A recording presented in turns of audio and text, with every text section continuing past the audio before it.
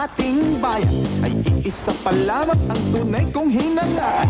Alam nyo na siguro kung sino ang tinutukoy, wala nang iba kundi sila Johnny Masya, purong tungkol. Kung ninyo alam, sila ay di naman mayaman, ngunit maligaya kahit na simple ang buhay. Kung pag-aaralan natin ang kadahilanan, ama at ina, ina at apo,